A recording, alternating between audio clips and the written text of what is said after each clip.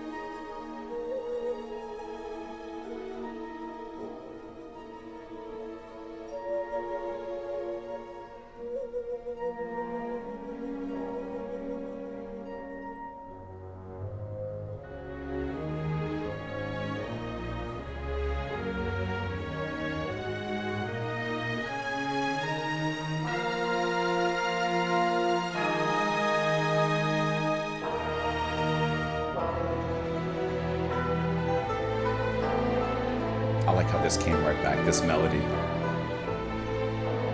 So rich where it came through.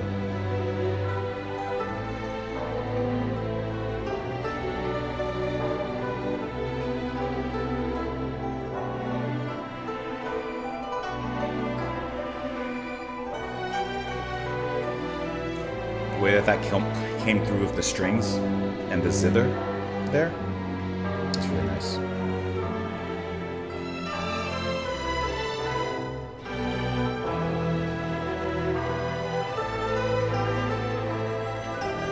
Comes through sweeping and sweeping.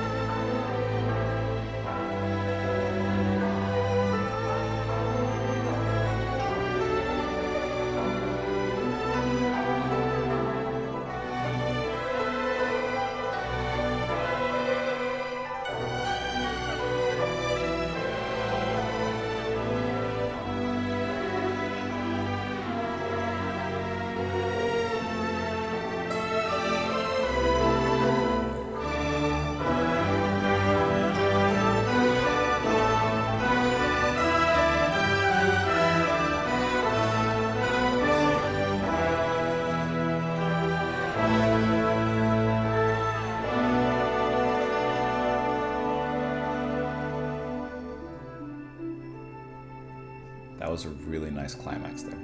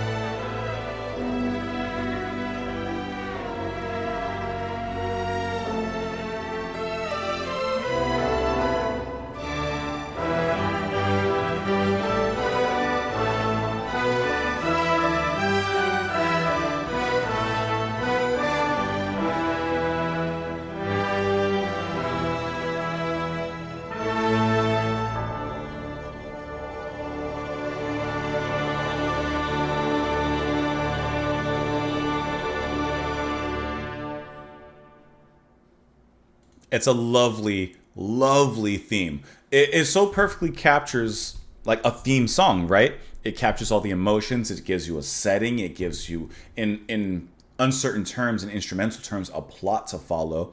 It gives you the rise, the fall, the climax, and of course the resolution. And I like how, to me, how optimistic the music feels, especially in the final build-up. I think that it just feels so optimistic, so positive, looking towards a brighter future. That's what I see. I see a sunrise. I see like a beautiful sunrise, and every day is a new opportunity for something, and that is the taking advantage of that day is what I'm hearing here. So I forgot to do one thing that I like to do if we ever do something of this relation, listening to a soundtrack or anything. Because I don't know the movie, I should have really quickly like said a synopsis about it, because I like to have some sort of synopsis for it, especially if I'm unfamiliar with the movie, because that'd give us some idea of what the theme is trying to tell us, you know? So here, let me bring you guys up actually really quick here. So The Last Emperor is a 1987 epic biographical drama about the life of Puyi, the final emperor of China. The film depicts Puyi's life from his ascent to the throne as a small boy to his imprisonment and political rehabilitation by the Chinese Communist Party. It stars blah, blah, blah. It is the first Western film featured authorized by the People's Republic of China. It's a film in the Forbidden City. So, like, just a general idea. We don't need to, like, you know, sit here and read, like, the whole plot, but just to have a general idea. So, obviously, I guess it is about the last emperor and his life and his growing up and the different things that he would experience. And in that, at least, same realm, you get that experience through the adventure of the opening theme and through that theme. And like I said, you do feel the conflicts, you do feel the troubles, but at the same time, at least the music sounds optimistic. I don't know what the ending of the last emperor's life was, but like it feels hopeful and it feels optimistic with where it goes. And I just think that it sounds really nicely. I'm ignorant towards the actual names of the instruments, so I apologize, but you hear like a koto-like sound with some of the strings, a zither, which at first I thought was a harp, but I'm assuming it's like a zither or something like that. I know that there's specifically like a Chinese variation, and it's very large. It's like a large zither, and it's from League of Legends. It's what Sona or whatever her name uses. It's like that that big thing, but I can't remember. I don't know what it's called, but it's a really, really cool instrument. And I'm imagining that may be what's being played here when it comes to the string section. Obviously hear violins, and there's another sound in there that sounds like a violin, but I hear it in a lot of Asian and Eastern music, but I don't know what the name of it is. But like it's there.